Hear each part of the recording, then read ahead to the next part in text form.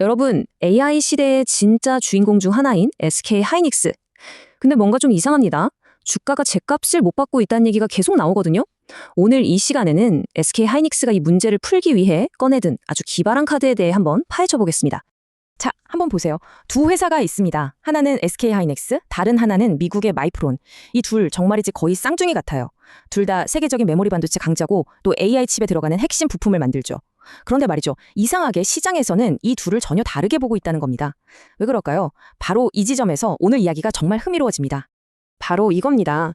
이 그래프를 보시면 문제가 한눈에 딱 들어오죠. 주가 수익 비율, 그러니까 PER을 보면요.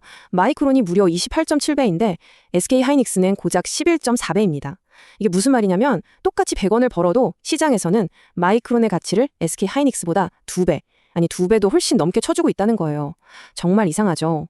그래서 오늘 저희가 이 문제를 어떻게 파헤쳐 볼 거냐면요. 첫째, 도대체 하이닉스는 왜 이렇게 저평가받고 있는지 그 수수께끼부터 풀어볼 거고요. 둘째, 그 해결책으로 등장한 ADR이 뭔지 한번 알아보고, 셋째, 이미 이걸로 대박을 터뜨린 TSMC 사례를 좀 보겠습니다. 그리고 넷째, 이게 과연 하이닉스에게도 윈윈이 될지, 마지막으로 이 모든 게 의미하는 더 큰 그림은 뭔지 차근차근 짚어보겠습니다. 자, 그럼 첫 번째 이야기부터 시작해볼까요? 하이닉스 가치평가의 수수께끼. 아니, 세계적인 기업이 도대체 왜 이렇게 소외받고 있는 걸까요? 사실 핵심적인 이유는 생각보다 간단할 수 있습니다. 바로 접근성 문제예요. SK하이닉스는 한국 주식시장에만 상장되어 있잖아요. 그러다 보니 어마어마한 돈을 굴리는 미국의 큰손 투자자들이 SK하이닉스 주식을 사고 싶어도 사기가 쉽지 않은 겁니다. 이게 얼마나 심각한 문제인지 이 차트를 보시면 바로 감이 오실 겁니다.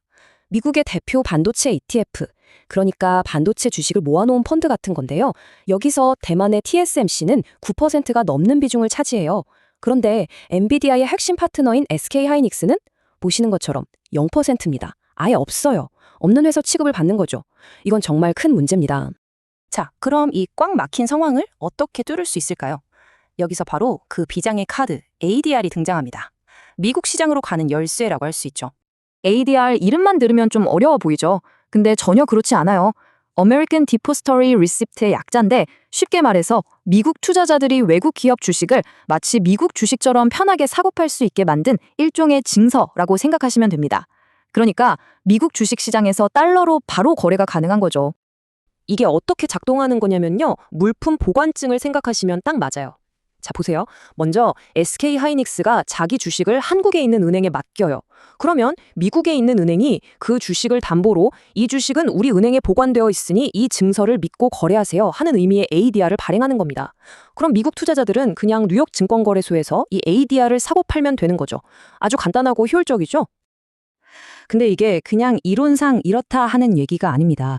이미 이 전략으로 어마어마한 성공을 거둔 선배가 있거든요.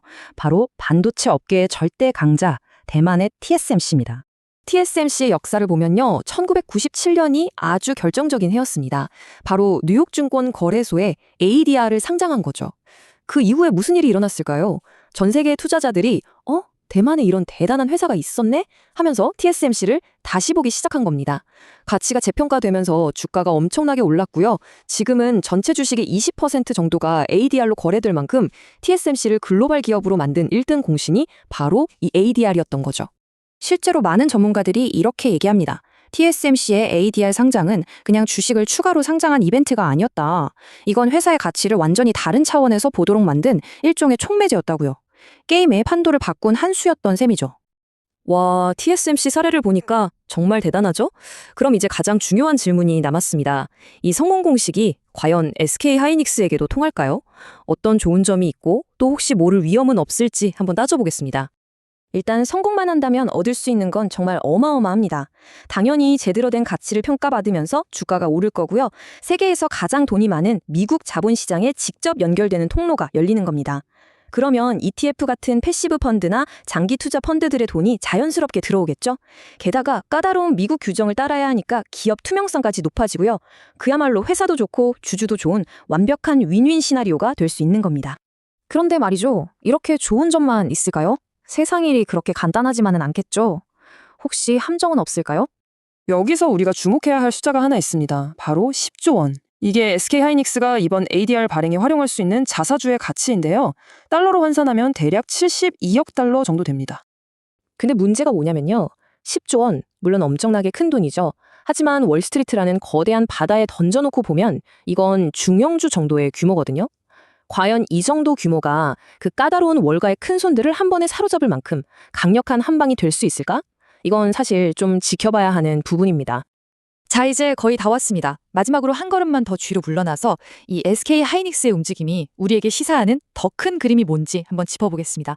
이건 단순히 한 회사의 주가를 올리려는 시도 그 이상이거든요. 지금까지 기업이 주주 가치를 높이는 방법은 주로 두 가지였어요. 자사주를 사서 소각하거나 아니면 배당을 많이 주거나. 그런데 SK 하이닉스가 하려는 건 좀 다릅니다.